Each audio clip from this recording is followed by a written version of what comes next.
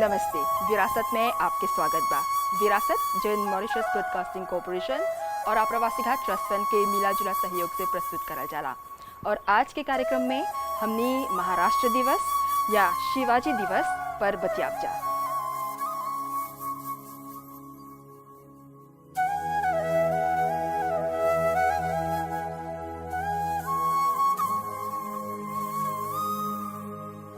Mauritius Bharat के ही तरह अपन बहुसांस्कृतिक आयाम, अपन विभिन्न संस्कृति खातिर बहुत गर्व महसूस करेला।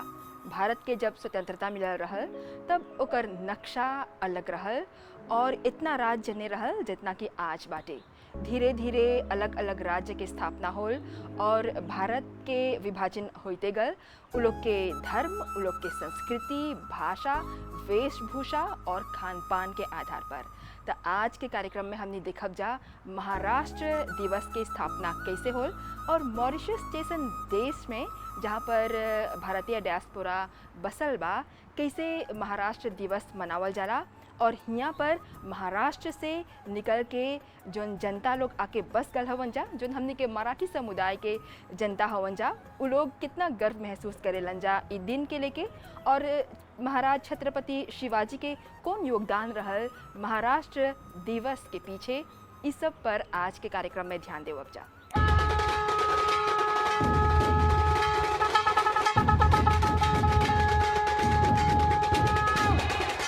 Le 1er mai, c'est une date très importante pour la communauté marathi, que ce soit à Maurice et en Maharashtra.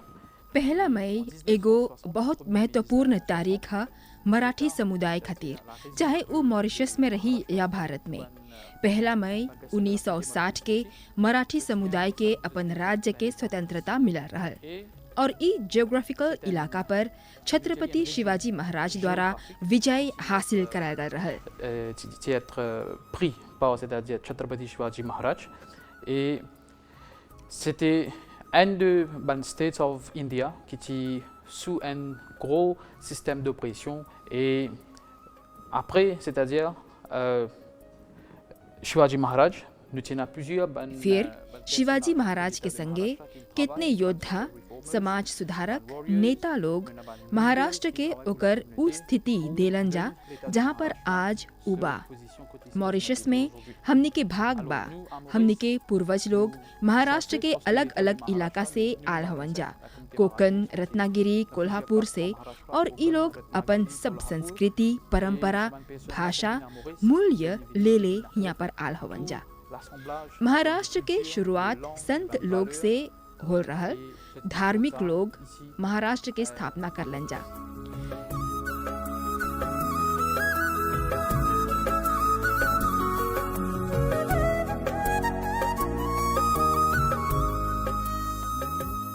Quand nous regardons l'histoire de Maharashtra, l'une commençait par, c'est-à-dire un personnage comme nous, un saint, un personnage spirituel.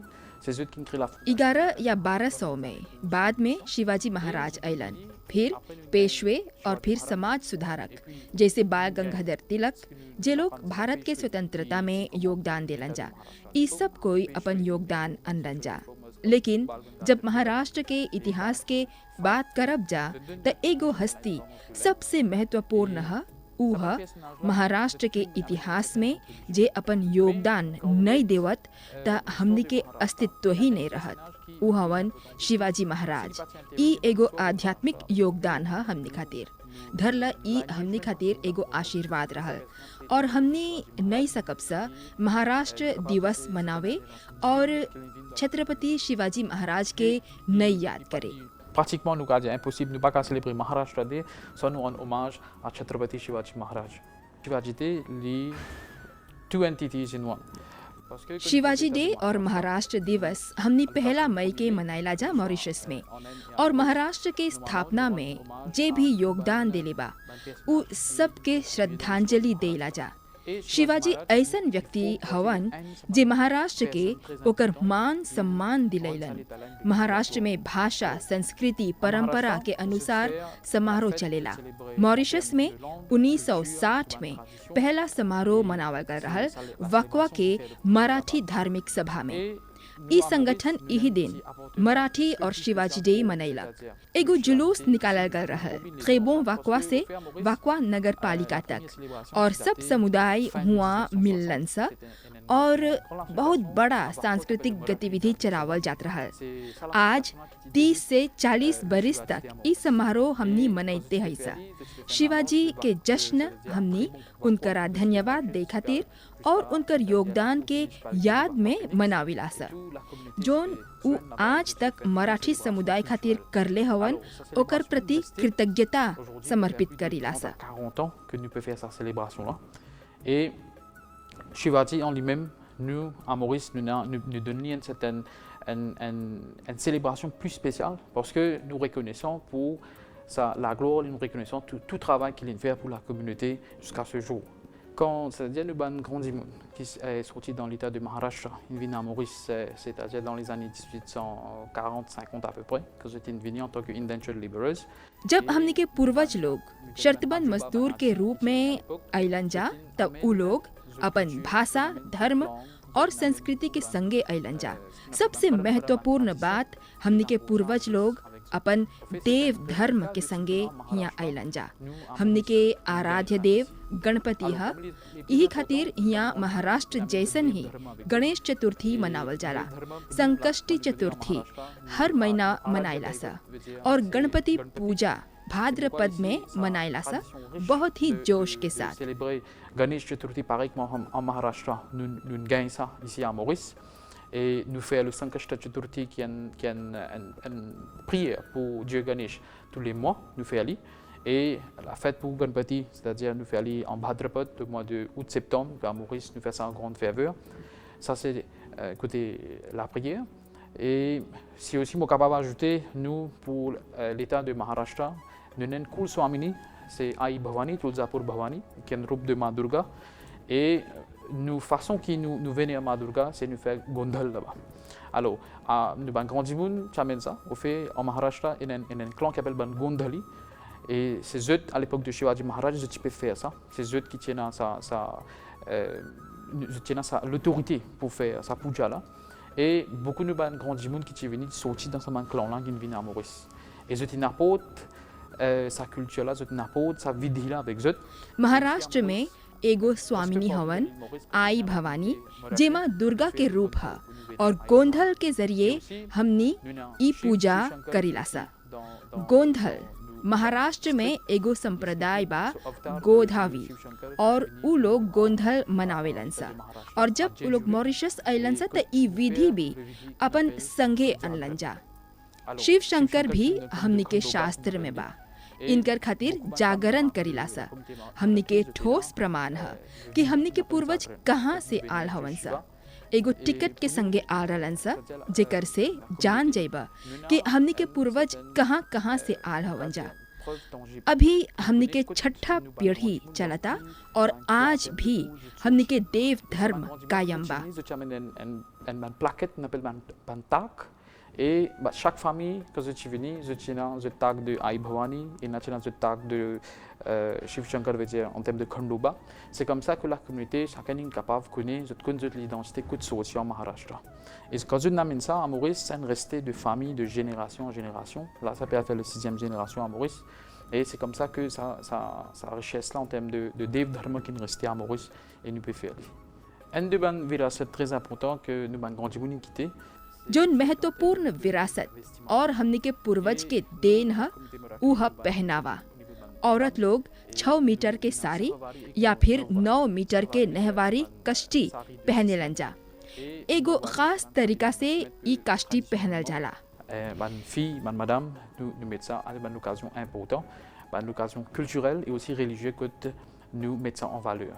Et c'était une façon spéciale qui normalement madame je faire ça prix là je attache les et aussi pour madame c'est en termes de mangal sutra pour madame Moye शादी करल औरत लोग मंगल सूत्र पहने लंजा और नाक में नथ पहने लंजा। et aussi le nut qui c'est un bijou qui représente c'est-à-dire sa beauté féminine pour la dame de la communauté marathi. Un autre héritage qui nous ban grandi in amené c'est côté l'aspect gastronomique. खान पान एगो दूसरा विरासत है। Dans l'état de Maharashtra ici ban in amené avec eux et nous hérite ça ici à Maurice. Pareillement nous avons la façon qui nous prépare le karanji, le canaulé comme nous connaissons. कनौला Maharashtra जैसन ही Mauritius में बनेला और अब मराठी के एगो विशेषता है। Nous disons plutôt qu'il commence un pourri, mais il fait avec le maïs qui nous connaît comme oura. Ça, c'est une spécialité unique pour la communauté marathi.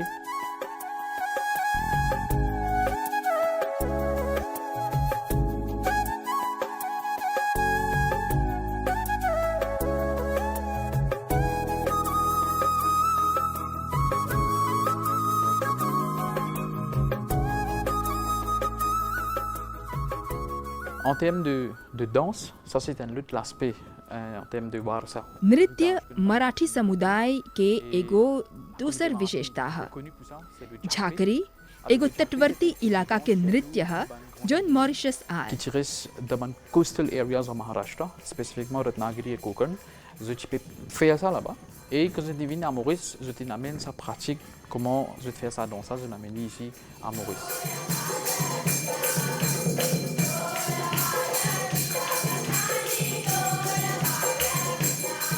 La fête de Maharashtra Shivaji Day. Maharashtra और Shivaji day व्यक्तिगत रूप से हमने पहला घर में मनाइला जा, शिवाजी के मूर्ति पर हार चढ़ाविला जा और फिर सामाजिक स्तर पर Mauritius Marathi federation, Marathi speaking union और Mauritius Marathi cultural centre trust एक साथ शिवाजी महाराज के मूर्ति पर हार चढ़ावेलन जा। देश भर में जहां शिवाजी के मूर्ति बा और हर इलाका में जहां ई सब सभा बा मॉरिशस में हुआ सांस्कृतिक गतिविधि चलेला। Mauritius Marathi Cultural Center Trust, les trois bodies unis ensemble, quand nous organisons le Golden Ding Ceremony de Shivaji Maharaj, un peu partout dans l'île Maurice, quand il y a un buste de Shivaji, et je vais faire un chant, je vais faire une présentation dans un mandir, dans un sabha, quand il y a une statuette de Shivaji Maharaj, et il y a un chant qui appartenait à la communauté marathi qui est très spécial aussi, le Powara. एगो विशेष गीत मराठी में बा पोवाड़ा, जो बहुत ही विशेष है इस संस्कृति में और जो बहुत ही जोश से गावल जाला। काहे कि जोन कवि गायक लोग ई गावेलन जा उ लोग शिवाजी महाराज के जमाना के बीतल बात सुनावेलन जा। ई सब शाहिर लोग शिवाजी महाराज के दरबार में काम करत रहलन सा और हर बात उ लोग लिखत रहलन सा और आज भी पीढ़ी दर पीढ़ी बहुत ही गर्व से ई गावल जाला। शिवरायांची कथा सांगतो